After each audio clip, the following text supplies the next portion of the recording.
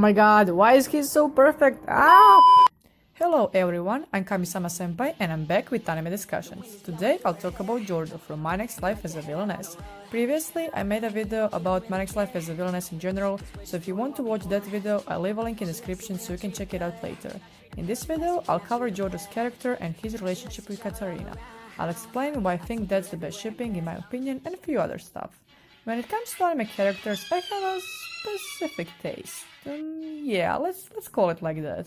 My Next Life as a Villainess is not an exception. I like smart, good-looking, a bit of evil, or just giving a wicked vibe characters, you know? Why? Reasons? Giorgio is the first character that caught my interest, and don't get me wrong, I consider the whole main cast as interesting, but I think that he makes story intriguing, given how it's mostly a comedy. Giorgio is a good diversity to a show. Sure, he also has a funny moments, but what I like about his character is his way of thinking, personality, and I can't wait to see more of him in anime, because we still don't know much. I haven't read the manga or the novels, so all information I have are from anime only. I'll maybe read it after I finish watching the anime, because I'm really invested in this story. Giorgio's first appearance is in episode 1, and he meets Katarina before she got her memories back from a past life. We learn that he is a prince of their kingdom and that his last name is Stuart. He's presented as this perfect guy who is always smiling, but we can see from times to times that Giorgio is just putting that perfection that he created in public because he's a prince and he must be seen as perfect. But I don't think that's the only reason. In their world, people are very judgmental, and if you are different or unique in any way, you will receive criticism from public. And that applies to everyone. Sophia was judged because of her appearance, even though she was a noble. Giorgio created that perfect image of himself that makes him look good in people's eyes. He's very mature, even in his young age.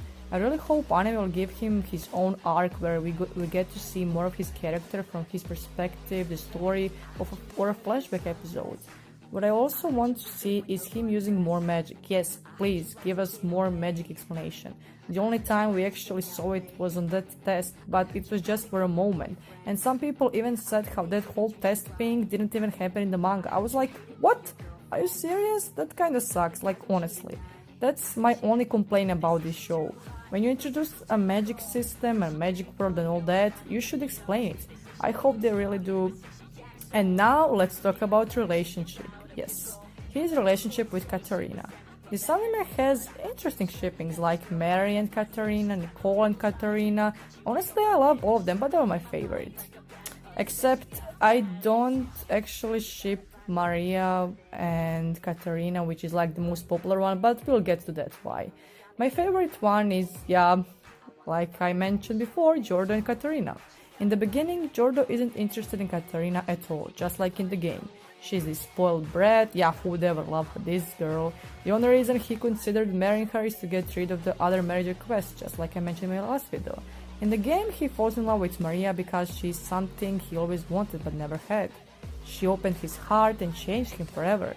Everything changed when Katarina got her memories back, when she hit her head and all that happened, yeah. She wakes up after hitting her head, Giorgio is there, Katarina acts nice, she's like not even bothered that she got this wound on her head. He's surprised by all of that. Giorgio proposes to Katarina and she accepts that without thinking. Later on she realizes that she's reincarnated in this Otome game, Fortune Lover, and that engagement is moved closer to her doom for her character. In previous video, I said how Katarina changed a lot of events and had huge influence on the characters. Kid grew up to be a nice, caring brother instead of a womanizer.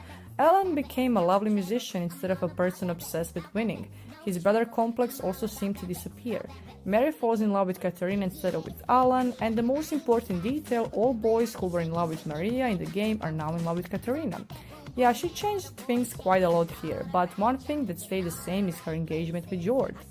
That didn't change. I really want to see how this plays the part in the story.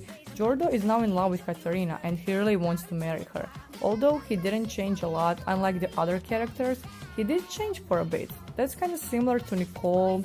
If you look at how he also didn't change a lot, but Katarina still had a bit of influence on him. Giorgio and Nicole are kind of similar a lot in this way. However, they are not in good relationship at all. This is so cinnable in that picnic episode. It was episode 6. When everyone had a picnic, Nicole pointed out how Jordan changed and how is he smiling naturally now. Jordan noticed that Nicole changed because of Katerina too, but he wasn't amused by that. He doesn't want other guys to be interested in his fiance, I also like Nicole's character, and I kinda do ship him with Katerina, but I don't think they will end up together. Katerina is either going to end up with Maria or Jordan, that's my prediction. I think Maria and Katerina are better off as a friends. Sorry guys, because their relationship isn't intriguing to me. Same with Sophia. They have this great friendship and I really like that, and I feel like romantic relationship would just ruin their great friendship bond. Only female character I would actually ship her is with Mary. They have interesting dynamic and I can see this as a nice romantic relationship. When it comes to shippings, I don't really care if they're guys, girls, that matter. What really matters to me are the characters, their personalities. Jordan is in love with Katarina, and I feel like if we actually give them some bond, I'm looking at you, kid, please, come on, give them some quality time, like seriously, dude. Katarina would maybe actually fall in love with him. In the game, Jordan is that character who is responsible for her doom, so why wouldn't he be responsible for her happy ending in this story? That seems interesting. I think that would be a lovely ending for this. So guys, that's it for today. Let me know in the comment section below what did you think about this and what's your favorite character from My Next Life as a Villainess. If you enjoyed this video and you want to see more, subscribe and like this video. Also follow me on Instagram. See you guys next time. Bye.